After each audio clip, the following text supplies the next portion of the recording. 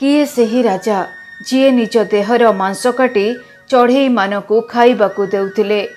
निज देहर मांस काटी अन्य को काहींकी दान देउथिले राजा। काहींकी निज देहर मांस काटी निकितिरे तौलुथिले राजा। कौ देवता आसीथिले चढ़ई बेसरे से राजांकर परीक्षा नेबाकू। ए सबु किछि जानिबा आजिर एही भिडियो माध्यमरे, तेणु भिडियोटी को शेष पर्यंत निश्चय देखंतु। नमस्कार दर्शक बंधु, महाभारतर ए रोचकपूर्ण एवं रहस्यमय कहानी को आपण समस्तंकु स्वागत। तेज दर्शक बंधु, ए कहानीटी को आरंभ करने पूर्वर आपण समस्तंकु पुणी थरे अनुरोध करुछि, जदि आपण माने ए पर्यंत आमर चैनल को सब्सक्राइब करिनाहांती ताले निश्चित भाव में सब्सक्राइब करंतु। नोटिफिकेशन पई ऑल बटन को हिट करंतु। कमेंट सेक्शन में जय श्री कृष्ण निश्चय लिखंतु। तेबे दर्शक बंधु, उसीनर राजांकर दरबार रे थरे न्यायर विचार चली थाए। ठीक सेतिकी बेले भयरे कपत पक्षीटी आसी राजांकर शरण निए। कपतटी को मारी खाइबा लगी ताकू अनुधावन करी गोटिए बाजपक्षी आसी राजा को कहे, हे राजा, मोर खाद्य मोते फेराई दियो। राजा तांको शरण रे थिबा सेही पक्षीटी को बाज हाथ रे टेकी देबाकू आदौ चाहिए नहीं।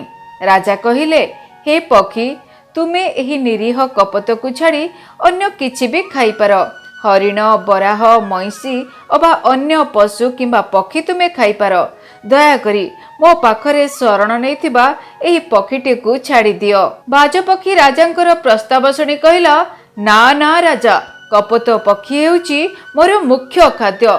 मु काईकि अन्य खाद्य खाइबी?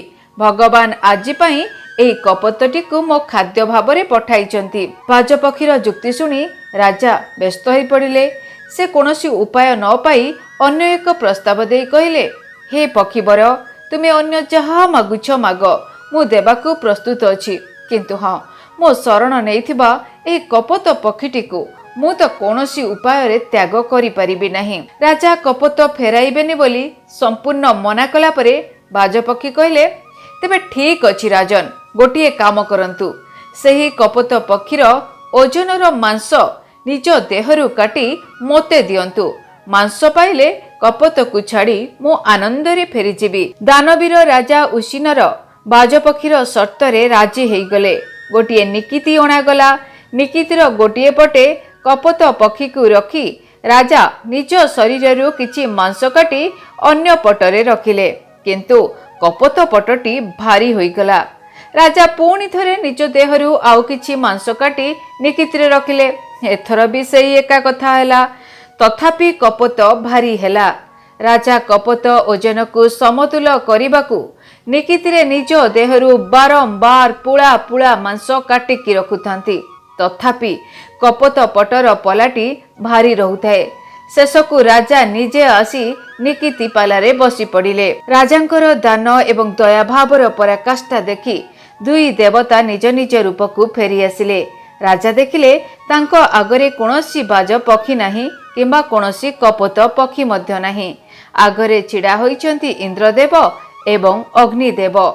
दुई देवता कहिले, हे राजन, तुमको परीक्षा करिबाकू आमे आसीथिलु। तुमे आम परीक्षा रे उत्तीर्ण होइछ। दुई देवता राजा उसीनरंकु आशीर्वाद करी स्वर्ग को प्रस्थान कले एवं राजा तांकर पूर्व शरीर को फेरी पाइले। आउ अनेक वर्ष धरी देश शासन करी स्वर्गारोहण कले। तेबे दर्शक बंधु, राजा उसीनरंकर एही दया बा दान संपर्क रे जानिबा परे आपणकर कौन रही मतामत आमको कमेंट सेक्शन में निश्चय लिखिकी जनातु। महाभारतर ए रोचकपूर्ण कहानीटी आपण मानकु केमिति लागिला से संपर्क रे मध्य जनातु। या सहित भिडियोटी को लाइक करंतु, अन्य मानक सहित शेयर मध्य करंतु। कमेंट सेक्शन में जय श्री कृष्ण निश्चय लिखंतु। धन्यवाद।